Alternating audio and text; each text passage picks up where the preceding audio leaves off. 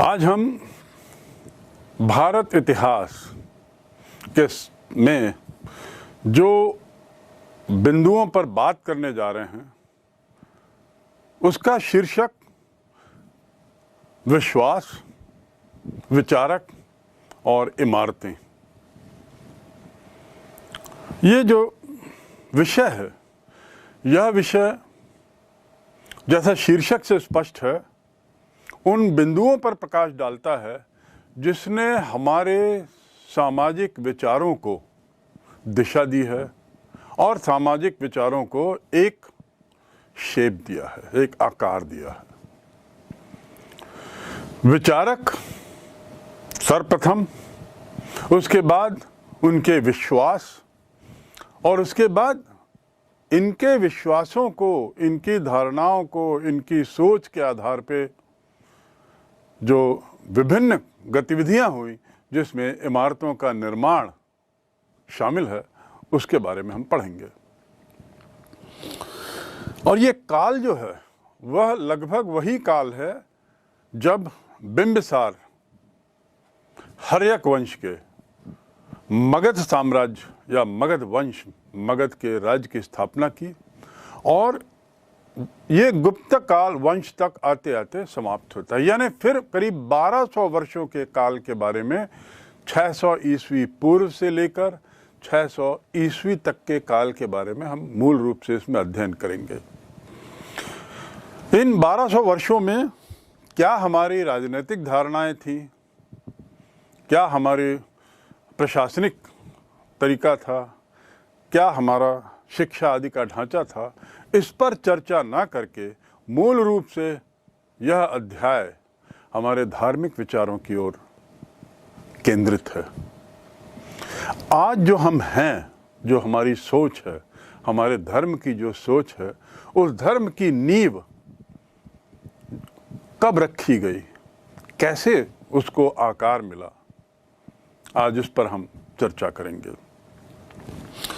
600 ईस्वी पूर्व यह वह काल है जब भारत में, जैसा मैंने बताया, बिंबिसार का शासन प्रारंभ हुआ।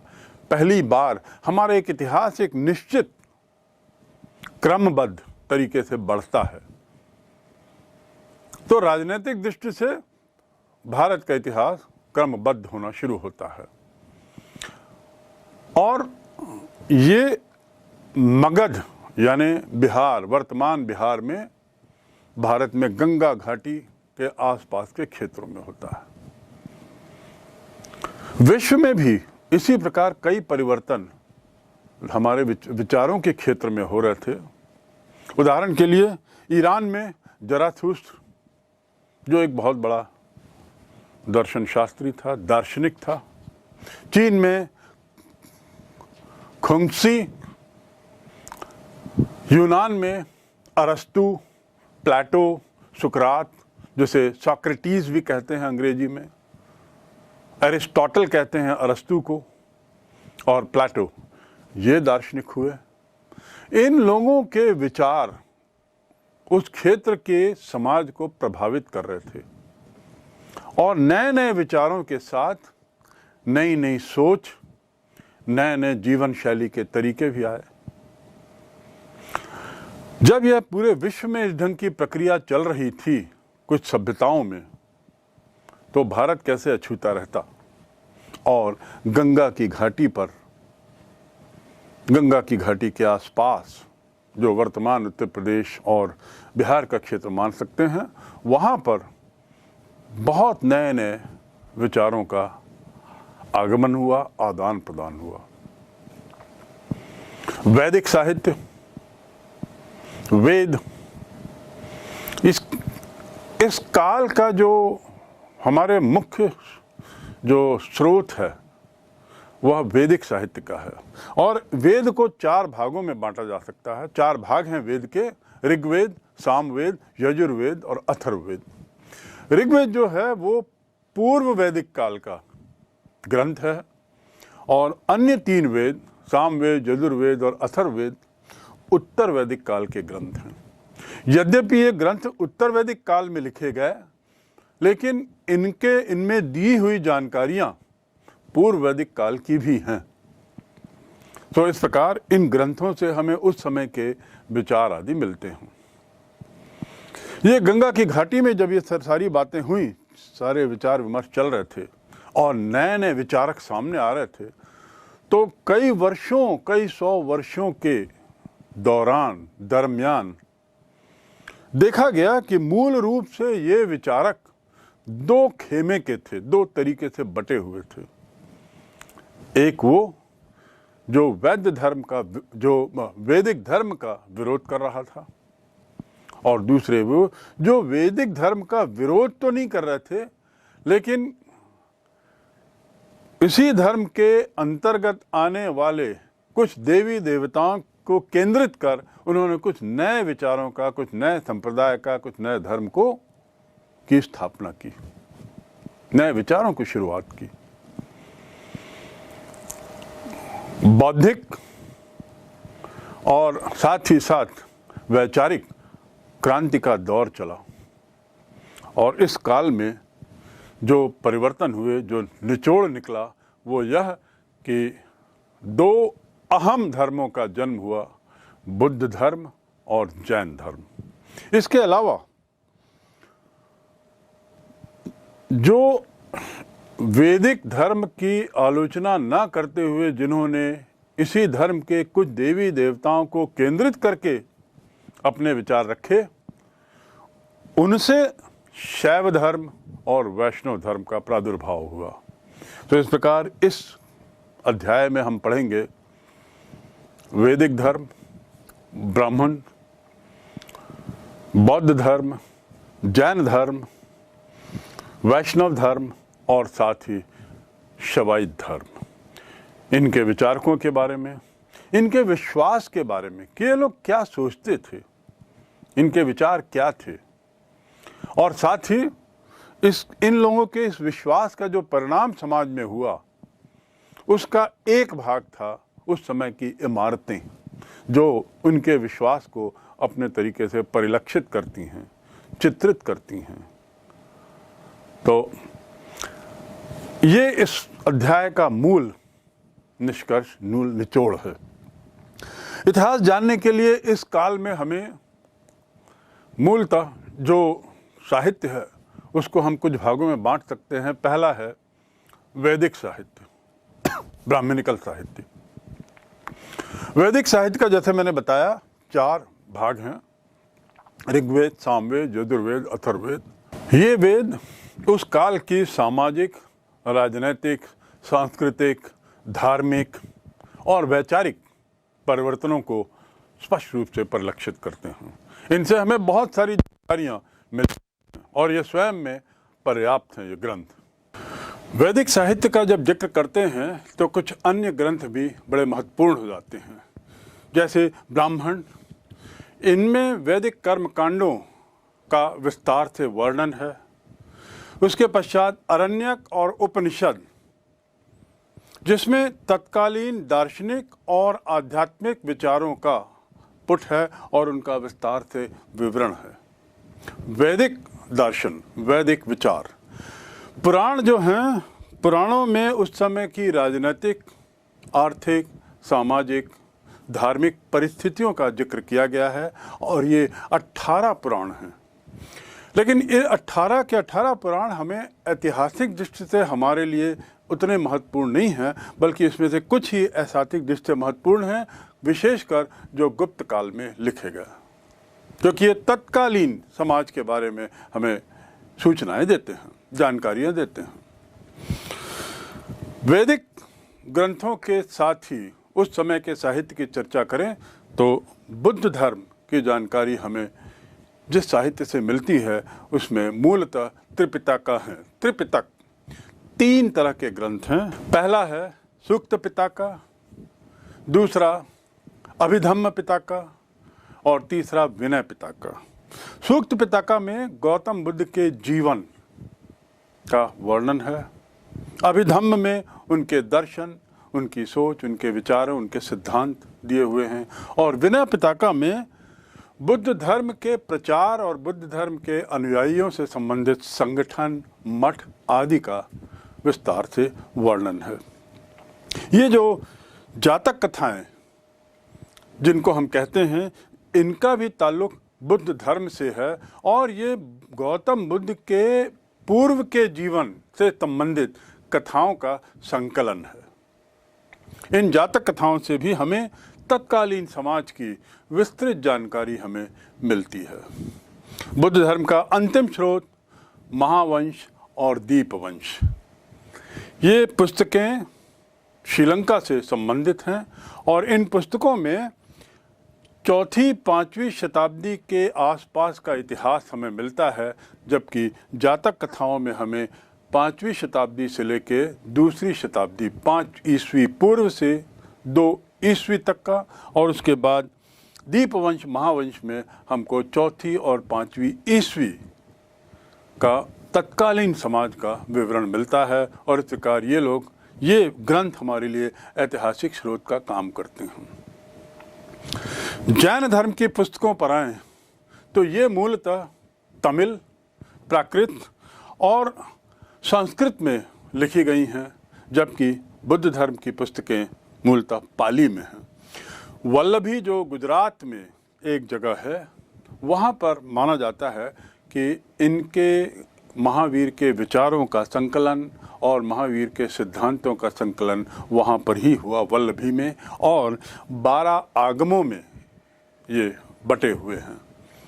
इन ग्रंथों को आगम कहा जाता था। जैन आगम जो हैं ये बहुत महत्वपूर्ण है जैन संबंध जानकारियों के लिए, और इन 12 में कुछ महत्वपूर्ण ज़्यादा हैं। इनमें महावीर का धर्म है, इनमें इनके विस्तार प्रचार का वर्णन है, और साथ ही तत्कालीन समाज की दशा भी दी हुई है। उस समय के जो शासक थे उनका विवरण भी इसमें, खासकर मगध और बिहार के उत्तर प्रदेश के क्षेत्र के जो शासक थे, इनका जिक्र इसमें मिलता है। अंतिम बिंदु जैन साहित्य को लेकर कुछ पुराणों में भी, कुछ अन्य पुस्तकों में भी, कुछ अन्य ग्रंथों में भी जैन सिद्धांतों का उल्लेख मिलता है, लेकिन पुराणों में सबसे महत्वपूर्ण है उत्तर पुराण और आदि पुराण।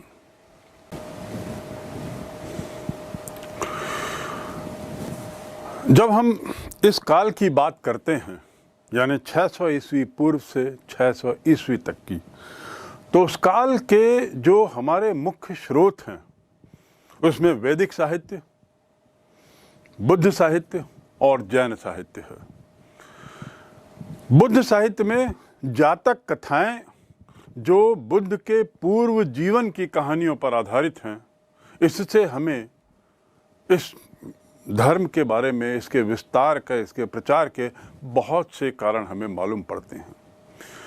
जातक कथाएं मूलतः 5वीं ईस्वी शताब्दी से, ईस्वी पूर्व से लेकर लगभग 200 ईस्वी तक की जीवन शैली पर प्रकाश डालती हैं। उसके बाद गुप्त वंश के तक के काल के बारे में बुद्ध धर्म में हमें दीपवंश और महावंश, ये 2 ग्रंथ हैं जो 200 ईस्वी से लेकर गुप्त वंश की समाप्ति तक के काल पर टिप्पणी करते हैं, उस पर प्रकाश डालते हैं, उस समय की जीवन शैली से हमें वाकिफ करते हैं। यह जानने के बाद कि उस समय के स्रोत क्या हैं या हम किस आधार पर उस काल के बारे में जान रहे हैं, अब हम चलते हैं आखिर इस विचारों का जो उथल पुथल हुआ, जो परिवर्तन विचारों में हुए, इसके कारण क्या थे।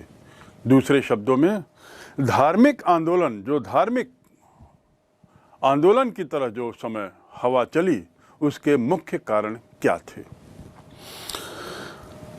सबसे पहले हम जानें कि यह वह समय है जब मगध 16 जनपदों में से एक बढ़ते बढ़ते एक थोड़ा सा साम्राज्य का रूप ले लिया था, और उसका भी कारण था कि मगध के आगे हमारी सभ्यता क्यों नहीं बढ़ी, क्योंकि यह वह जगह थी जो गंगा की घाटी, काली मिट्टी, बहुत उपजाऊ मिट्टी, जहाँ पर्याप्त थी और साथ ही वहाँ लोहा मिला था। लोहा और काली मिट्टी, इस दोनों के मिश्रण ने वहाँ एक सभ्यता को जन्म दिया। ये दोनों के कारण जो हमारी जो जनसंख्या थी, जो एक स्थान से दूसरे स्थान नोमैडिक के रूप में जा रही थी, वह जहाँ के रुक गई और एक तरीके से स्थायी निवास बन गया।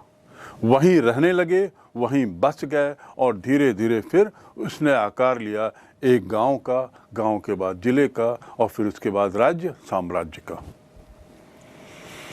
इसमें बहुत महत्वपूर्ण योगदान उस क्षेत्र की भौगोलिक स्थिति का भी है जो गंगा की घाटी के आसपास का है और साथ ही वहाँ के राजाओं का भी है। सबसे पहले हम चलें कि इसका मुख्य कारण आखिर क्या था जिसके कारण ये सोच की उथल पुथल प्रारंभ हुई। वेद धर्म, वैदिक आधारित जो धर्म था उसमें कुछ परिवर्तन आए। आखिर वैदिक आधारित धर्म क्या है? जब ऋग्वेद काल था यानी पूर्व वैदिक काल में धर्म बड़ा सीधा सरल था। परिवार का मुखिया ही सारे धार्मिक अनुष्ठान करता था। धर्म में कोई खर्च नहीं था और धर्म का पूजा का उद्देश्य जो हुआ करता था वो मूल रूप से पुत्र प्राप्ति, सुख, धन सुख, संपन्नता, शांति और इस प्रकार के कारणों से पूजा पाठ किए जाते थे। यज्ञ होता था लेकिन वह अनुष्ठान कोई विशेष खर्चीला नहीं होता था और जैसा मैंने बताया कि परिवार का मुखिया ही ये सब धार्मिक अनुष्ठान करता था। जो प्रार्थना का जो तरीका था वह मूल रूप से संस्कृत के मंत्रोच्चार, श्लोकों का गायन और ऋग्वेद की पंक्तियों का जोर जोर से बोलना, यही तरीका था। कुल मिलाकर निष्कर्ष ये कि धार्मिक अनुष्ठान खर्चीले नहीं थे और धार्मिक अनुष्ठान का उद्देश्य केवल भगवान से सुख का आशीर्वाद लेना। जैसे जैसे समय बदलता गया स्थितियां बदली और ब्राह्मण अब अपने को ईश्वर का दूत मानते हुए उसने ये धार्मिक क्रियाओं को करने की जिम्मेदारी एक तरीके से समाज में ले ली। परिणाम ये हुआ कि ब्राह्मणों का दबदबा बढ़ते गया और जैसे जैसे ये समय के साथ ऐसा होने लगा उसके साथ ही साथ कर्मकांड बढ़ गया। यानी जितने भी धार्मिक अनुष्ठान जो पूर्व में बड़े सरल थे और सस्ते थे वे अब बहुत कॉम्प्लेक्स कर दिए हो गए। कॉम्प्लेक्स होने के साथ साथ बड़े खर्चीले भी हो गए। तो जो वैदिक धर्म एक तरीके से महंगा, कठिन और कॉम्प्लेक्स हो गया। इसकी सरलता पे प्रश्न चिन्ह तब और लगा जब संस्कृत में इसका उच्चारण, इसका पठन पाठन केवल ब्राह्मणों तक सीमित रह गया। पूर्व में संस्कृत, ऋग्वैदिक काल में जो संस्कृत थी वह जन सामान्य की भाषा थी, लेकिन अंतराल होते होते ये पाली और प्राकृत जन सामान्य की भाषा बनी और संस्कृत एक तरीके से ब्राह्मणों की भाषा, उनका एक छत्र इस पे अधिकार हो गया। परिणाम ये हुआ कि अपने वर्चस्व को बढ़ाने के लिए ब्राह्मणों ने संस्कृत में और ज़्यादा कॉम्प्लेक्सिटी लाने की कोशिश की, उसको और ज़्यादा कठिन बनाने की कोशिश की और एक तरीके से सामान्य जन की संस्कृत की जानकारी ना होने का दुरुपयोग किया और इसीलिए ये सब अनुष्ठान और धार्मिक क्रियाओं में आडंबर, दिखावा और कर्मकांड ज़्यादा से ज़्यादा आने लगा, जिसका विरोध धीरे धीरे प्रारंभ हुआ। और यहीं से शुरुआत होती है उस क्रम की, उस इतिहास की जिसकी परिणति अंत में बुद्ध धर्म और जैन धर्म के उद्भव के रूप में हुई। दूसरा कारण इस धार्मिक आंदोलन का था जाति प्रथा की जटिलता। आप लोग जानते होंगे कि पूर्व में वर्ण व्यवस्था थी। हमारे समाज में वर्ण व्यवस्था का आधार था श्रम, यानी मैं जैसा कार्य करता हूं उसके अनुसार मेरा वर्ण होगा। दूसरे शब्दों में मेरा वर्ण बदल सकता है। यदि मैं शूद्र वर्ण का हूं क्योंकि मैं वैसा कार्य करता था, उस वर्ण से जुड़े हुए कार्य, तो मैं ब्राह्मण भी हो सकता था यदि मुझे संस्कृत आती हो और या संस्कृत का पाठ कर सकता हूं। तो वर्ण में परिवर्तनशीलता की गुंजाइश थी।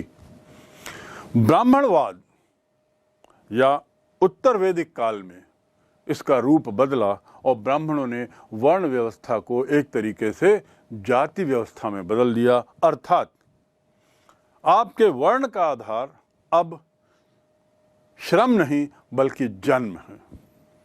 यदि किसी व्यक्ति का जन्म किसी एक वर्ण में हुआ है तो वह उसी वर्ण तक सीमित रहेगा। उसका वर्ण परिवर्तनशील नहीं है, अपरिवर्तनीय है। समय के साथ साथ इसमें और कड़ाई होती गई और जाति प्रथा जो है वो बड़ी कठोर हो गई और इसके पीछे वही वैदिक व्यवस्था थी जिसका संचालन ब्राह्मण कर रहे थे। इस वैदिक धर्म की कठोरता ने बहुत लोगों को निराश किया। वर्ण के अपरिवर्तनशीलता लोगों के रास नहीं आई और धीरे धीरे इसका भी विरोध होने लगा। ऐसा भी हुआ कि जो ऊपर के जो 3 वर्ण थे वे तो जनेऊ पहन सकते थे, लेकिन निम्न वर्ण, चौथा जो था शूद्र वर्ण, शूद्र जाति के लोगों को यह कतई इसकी अनुमति नहीं। जिनको समाज के मुख्य धारा से एक तरीके से अलग कर दिया गया था, तो ये लोग भी निश्चित रूप से वैदिक धर्म की इस बदलती परंपराओं से नाराज हो रहे थे और इसका धीरे धीरे विरोध प्रारंभ कर दिया था। तीसरा कारण यदि हम जानें तो जैसा मैंने पूर्व में इशारा किया, वेदों की कठिन भाषा। संस्कृत वेद की भाषा थी और यह पहले जनमानस तक की भाषा थी, लेकिन उत्तर वैदिक काल आते आते संस्कृत ब्राह्मणों तक सीमित हो गई, पाली और प्राकृत जनमानस की भाषा बनी और परिणाम क्या हुआ कि ब्राह्मणों ने जनमानस की संस्कृत की जानकारी न होने का दुरुपयोग किया और जितने धार्मिक अनुष्ठान आदि थे वो बड़े खर्चीले कर दिए। अपने को स्वयं ईश्वर के दूत के रूप में पेश करना शुरू किया और कुछ अन्य तरह की सुविधाएं भी अपेक्षित की। तो संस्कृत भाषा का वेदों का कठिन हो जाना भी, इसकी भाषा कठिन हो जाना भी बढ़ते विरोध का एक कारण बनी।